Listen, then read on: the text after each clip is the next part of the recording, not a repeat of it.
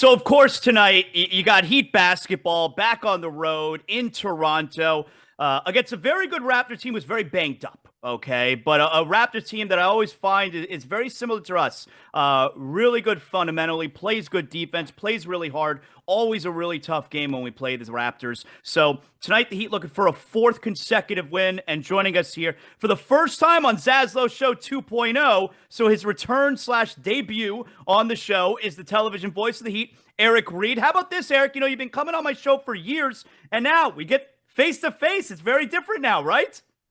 Yeah, I'm happy for you, Zaz. It's good to hear your voice and to be able to see you. And I'm just glad you found another way to reconnect with your loyal group of followers and listeners. Thanks. I appreciate it very much. I want to tell you, and I mentioned this earlier in the show today, your final call for the game against Phoenix. Great final call. I mean, you were on fire. It was a great last possession, you know. You were on fire that final call. Like do you I don't know. I mean, you've been doing it for so long, but when the game's over like that, do you say to yourself, "Yeah, you know what? I'm really happy with that final call." Not really, not until you see it and hear it back. And you know that's what I love about the job so much, Zaz. I've been announcing basketball games. It's my 46th consecutive year. I started my career when I was a junior in college at Ithaca College doing Cornell University's games, and I've been blessed that I haven't missed a season since that year. And so it's the same thing over and over again, but every game is different. And you know, with all the preparation you do, and I spend hours for each game, and it's really so secondary to the live event you're about to cover and the spontaneous actions that take place each and every night, and you can't plan for it. It's when you trust your instincts and do it.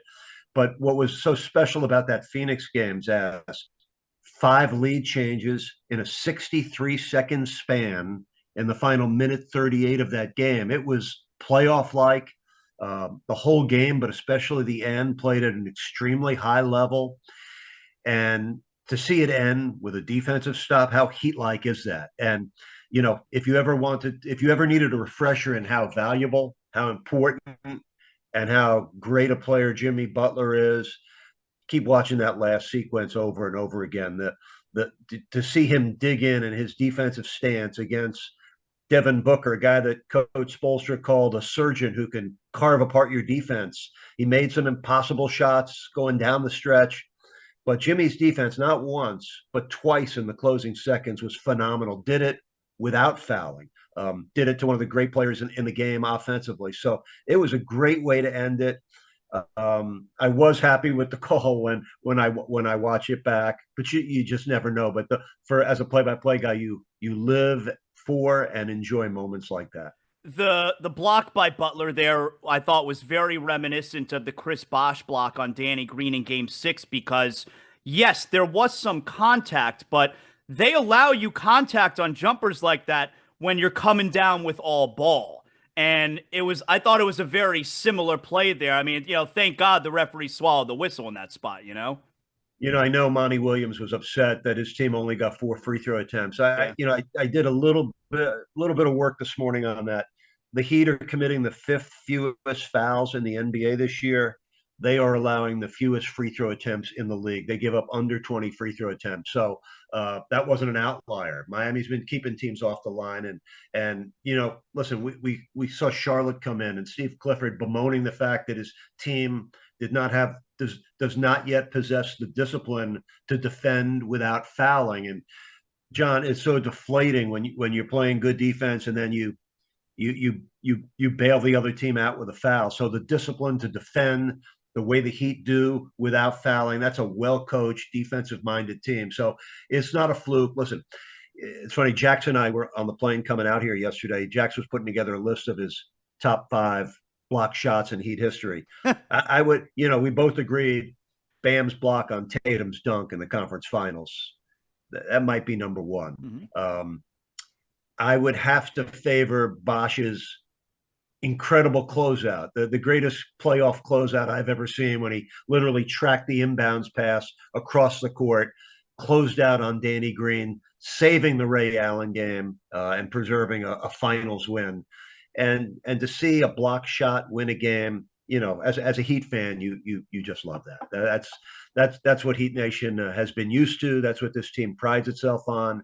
And as many points as the Heat have scored in this 3-game win streak, 120 a game, to win it with a defensive play at the moment of truth, that is so very Heat and so very much Jimmy Butler. I thought that game was a real, was a good example of, I mean, you could say Heat culture. I know people outside Heat culture don't like hearing it over and over again, but I thought it was a good example of the way this team functions, the way they operate, where you saw, look, it's a regular season game number 14 in the middle of November, and you saw Jimmy Butler and Spo embrace after the game, super excited about the win. And if you don't think that Eric Spoelstra knows that they need these wins right now, game number 14 of the season, Eric, he played 8 guys. An 8-man rotation, played 8 guys. Like, this team goes out there to win every game. There's no doubt about that. They played 8, 7 of them scored in double figures. It was an important game, Zaz, because, the Heat just played 10 of their first 14 at home. And to enter this stretch with 8 of the next 10 on the road, that would have hurt. That would have stung. So it was an important win, but in the NBA, you don't hold on to wins or losses very long. It's on to the next game, and I looked at it today. Miami right now 10th in the East, but Jonathan 3 through 10 separated by 2 games. I have the feeling that it's going to be that congested and competitive the whole season, and you see how many close games we've played. 9 of the I have it in my notes here. 11 of the 14 games by 8 points or less, 6 decided by 5 or less, 5 games already decided by 3 points or less. I don't think that's going away, Zaz. It's a balanced, competitive league, and we got a whole season of nail biters and edge of seat games coming our way. Now, Tyler is not on the trip, but something that I do think is worth keeping an eye on whenever the time comes that he returns. And Tyler's been playing great. I mean, leading the team in scoring, leading the team in field goal attempts. But one of the things I think is going to be interesting to see how they reintegrate him. This team, it's been like this for a couple years, Eric. They're at their best when it's the sum of their parts, when everybody's contributing, when you don't know who the leading scorer is going to be. I mean, Jimmy had 16 the other night. Bam was the main guy. In the game before that, Strus had 31. Gabe Vincent had 20 off the bench. This team is at their best when you don't know who's going to be the main guy. And Tyler's got the ball in his hands a lot when he's out there. And you don't want the ball to stick, You need, like, this team's ball movement the last several years is what makes them such a potent offensive team. So I feel like the coach needs to find a balance there where Tyler can still be, a dynamic offensive player, but making sure that the ball doesn't stick, Well, ball movement is so important. It's such a 3-point driven league, but how do you get quality threes? I don't think it's off the dribble in isolation basketball. I think it's off driving, kick, and swinging the ball, and also paint touches. Listen, it's complicated. Tyler Hero is clearly one of the Heat's most highly skilled players.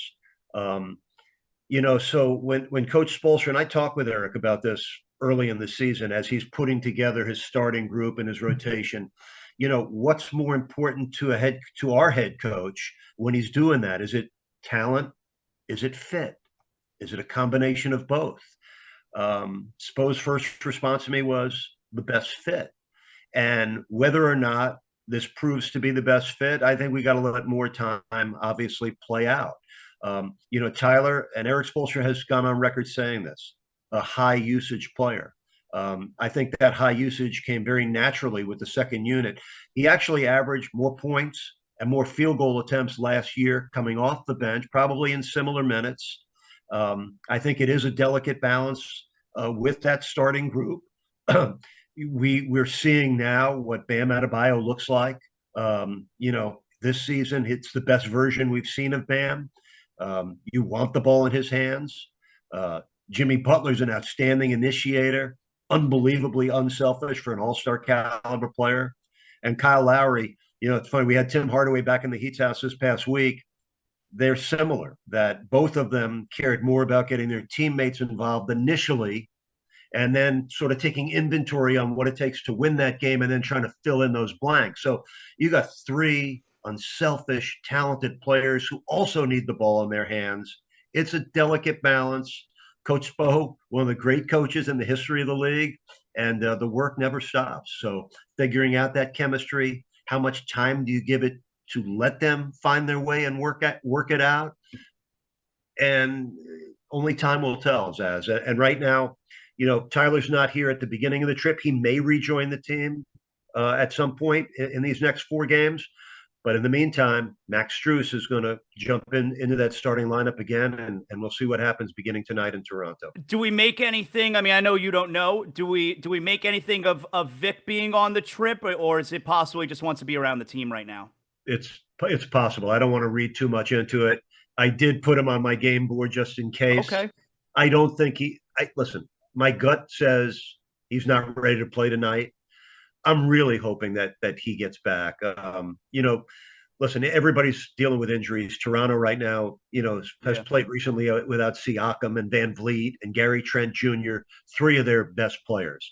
But the loss of Yurtseven and Oladipo has impacted the Heat bench a lot.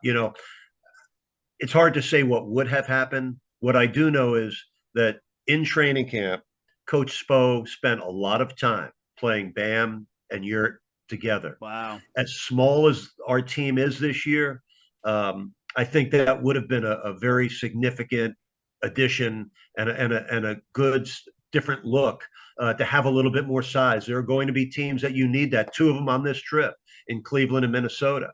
So that's a loss not having Yurt, even though Dedmon in short minutes has been effective.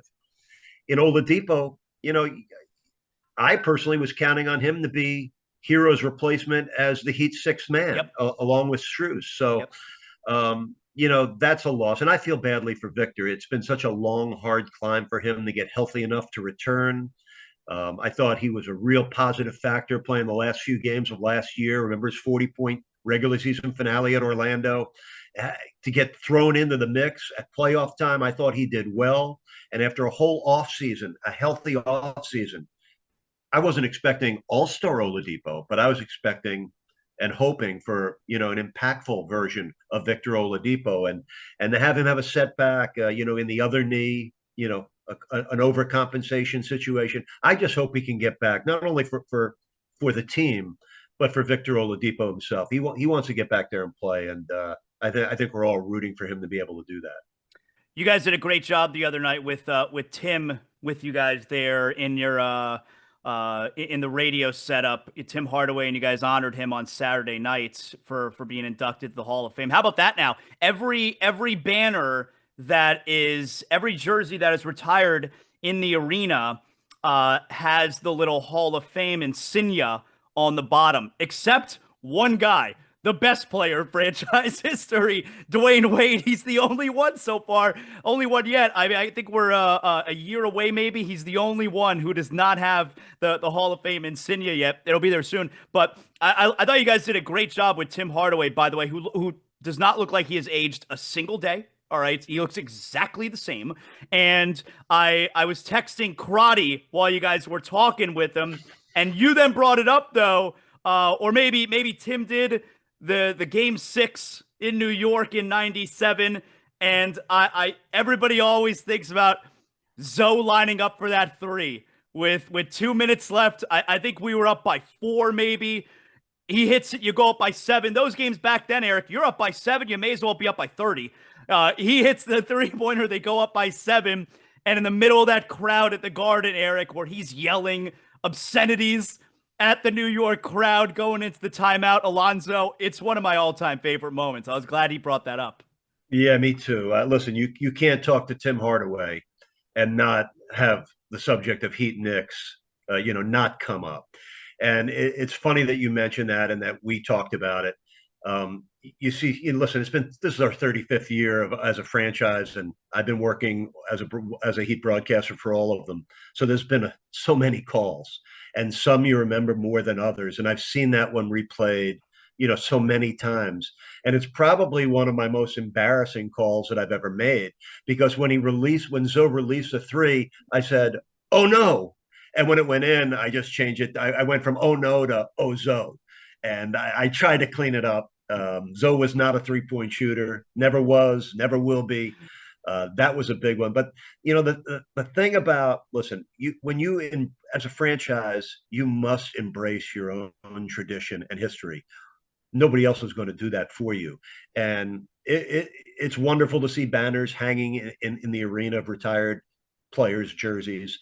I think too many teams hold on to the feeling of how it felt when the player left you rather than just hold on to what that player did for you when they were there. Toronto's a perfect example. They had no retired jerseys yet. I mean, when are you going to get over that? Vince Carter left you and Chris Bosh left you. It's that Kyle Lowry left you. It's what they did when they were there, doing everything they could for you. So I love that we as a franchise do that. In talking to Tim, and I got to do the interview with him at halftime. It wasn't televised, but we did a halftime interview on the arena floor to the people in the building. That was joyful, and the hug we shared was real. When we talked to him in the third quarter, it was like stepping back into a time tunnel. We're talking 20 to 25 years ago. And to me, Tim, you said he looked the same. It felt the same talking to him, and so many memories of basketball and life experiences that we shared. Some of them great. I could think of one that was really painful for me when I was going through a very difficult time, and what players like Tim Hardaway and Zoe did for me and meant to me at that time, and some of that came back, and all the emotions of those first contending teams and how important Tim Hardaway and Alonzo Mourning were in building the foundation of a championship mindset and culture. That's when it began. The year after Pat Riley got here, the trade for Alonzo Mourning, the trade for Tim Hardaway, and then PJ and Nash and Marley, and that's when it all began. There was a lot of playoff frustration back then, but those are the seeds that you must plant. Those painful playoff defeats, especially 3 losses on your home court in series against the Knicks. But in Chicago, Tim and Zoe took us to the conference finals for the very first time. That 61 win season in 96, 97. If you're old enough to remember that, you're never going to forget that season. The Road Warriors, how tough-minded that team was. It was a different time and a different era, but it did set the stage for all the success we've enjoyed. I was trying to explain to my son when we saw the highlight of Zoe hitting that three, how out of character that is for a center, for a big man, for Alonzo to shoot a three in that moment. So I said to him, I go, do you want to guess how many 3-pointers Alonzo made that regular season? Do you want to take a guess, Eric, how many threes Alonzo had that season? I would say 2. One. One. One. Like, that's how crazy it was back then. That's why Eric Reid says, oh no, Ozo. He was 1 for 9 that regular season shooting threes. It was such a different game. Eric, this was great. Really excellent. Listen, we've had a lot, Zaz, we've had a lot of great Game 6 wins on the road. Yeah. That was probably the first one, down 3-2, playing without PJ Brown. One of those games that we'll never forget. Yeah, it was, and definitely at that point, because that was only year number 9, I think it was 8, or I think it was year number 9. You'd never been in an atmosphere as hostile as that. It must have been crazy. Well, it was, listen, the intensity of that rivalry, you can't explain that to anybody. If you weren't around back then, what you missed from 97 through 2000, those 4 straight playoff clashes, it was the best rivalry in the NBA for those 4 years. Yeah.